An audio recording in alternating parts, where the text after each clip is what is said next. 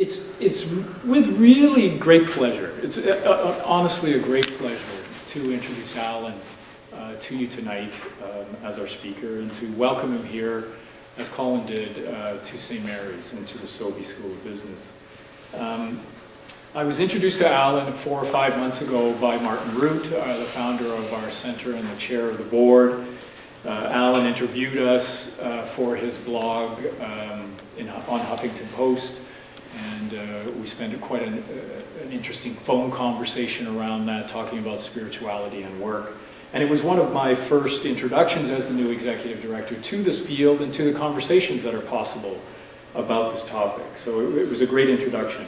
In the short time since then, I've gotten to know Alan quite a bit, and I really appreciate him and his many facets. And I've gotten to really be grateful, actually, thank you, to know him, to have this connection with Alan. And so in describing Alan, as I'd like to do, just to introduce him to you, I'd say he's a bit of a Renaissance man, actually. Art historian, father, business leader, architect, rabbi, a writer, a thinker, a speaker, quite a combination. And sort of encircling all that is a real warmth and compassion for people, and that draws people to him, I think.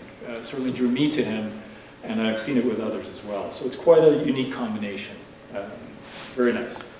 And as a result, he really does have something to say that I think we can all benefit from. And I hope you will agree with me on that after you listen to his comments.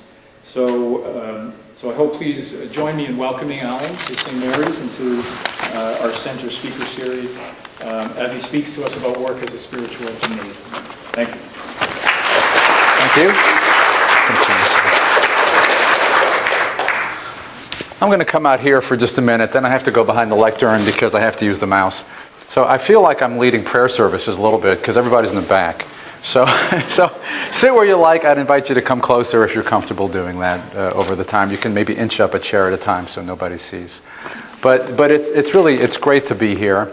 And I'm going to talk about work as a spiritual gymnasium in a bit, but I want to say a few things about how pleased I am to be specifically here. It's very auspicious for me for a couple of reasons. One is the center itself. And first of all, thank you, President Dodds, and thank you, Vince, for the great introduction. I appreciate it. But the center here is really phenomenal. I don't know if you all know this. There's only a few places in the world that have academic centers for looking at spirituality and work together. And I'm going to talk about that. Those aren't as different as we think they are. And in some ways, there's no difference whatsoever. So I'm going to get to that. Two, I have a real fondness for Canada.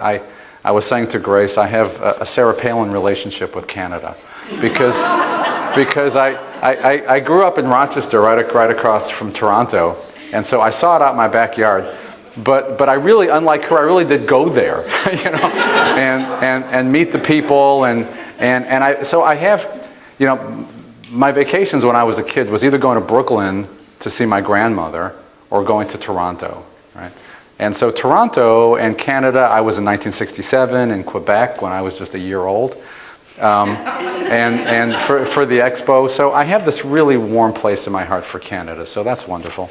And thirdly, most importantly, is my dear friend Martin Root. And I want to talk about him a little bit and how this came about. Theologians talk about grace, and we misunderstand grace a little bit, I think, but grace, theologically speaking, is the unmerited, unrequested revelation of Spirit, is maybe the best way to put it. That somehow Spirit enters our life without us deserving it in any way, without us asking for it, and it directs us in a new course we couldn't possibly have imagined if we had been left with our own devices of moving straight forward, right? And so the book that Vince talked about and that President Dodds talked about came about through grace. And in two ways. One, I met my boss in the most unexpected way, and the book came through him. And his name is David Arena, and he's president of Grubb & Ellis, a national real estate firm in New York. And I was sitting on the train heading home one Friday evening for the Sabbath, and I was drinking a beer. And I was wearing kippah, which I usually wear to cover my bald spot. And I was reading a book in Hebrew. And he comes down and sits right next to me. And I recognized him right away because he's a very well-known New York businessman. And he looks at my book and looks at me, and he says, "What are you reading there?" And I said, "It's a book in Hebrew. As a matter of fact, it's the Bible." And he looks at me and he says, "Are you a religious man?" And I said, "Well, as a matter of fact, I'm a rabbi." And I said, "I'm also in your business. I'm an architect and I work in real estate." And he looked around the car of the train and he said, "This is all an illusion." This is one of the most successful business people in this country who's a mystic. So we developed this amazing conversation at the train talking about levels of worlds and all kinds of great mystical stuff that I love. And as I get off to say goodbye to him, I say goodbye and I turn the beer and pour it all in his lap. Yeah. And he says, "Well, now I've been baptized by a rabbi," because he's Catholic. So we developed this incredible friendship. I kept running into him on the train, on the street, time after time after time, and we had this incredible friendship. And he eventually hired me to come head up one of his divisions. And he said, "Look, I have this crazy idea." He said, "Our staff meets every Monday morning. Our New York staff, about 100 hard-nosed New York real estate brokers." He said, "I'd like you to start by giving them a little sermon. Not a religious sermon, but talk about values that we need to hear about. Talk about honesty and talk about authenticity and gratitude and persistence and balance and those things that we don't hear about enough." And of course I said yes, not knowing what I was getting in for, and really very nervous about it. And so I ended up doing that over a period of 2 years. And I would write these down, send them out to colleagues and friends, and they were reaching tens of thousands of people every week in New York City.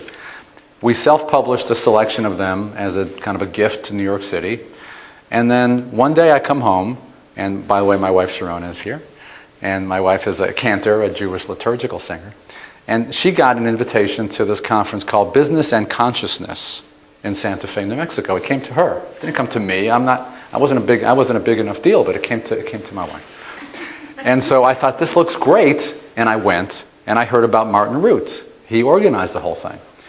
And I looked for him. I couldn't find him. And finally I got a call back from New York. They said, "You got to come back right now. There's a client meeting. We need you at." I'm not going to meet Martin. I'm running out the door, and sitting there is Martin. Sweetest, if you know Martin, if to know Martin is to love Martin. It really is true. And I saw him. I had 2 minutes. I gave him my book. I said, "Hope you can read it." And I ran out the door. This is our self-published book. He called me a couple weeks later, said, "I've talked to my publisher, Financial Times Press, and I think they're interested in making it into a book." I mean, there's authors who die for this kind of thing, and it just fell into my lap. And so this book came out. So that's the story of the book. I want to show you, if it's okay, a little film clip that Fox News did a little piece on this that'll give you overall context and introduce you to my company and to my boss.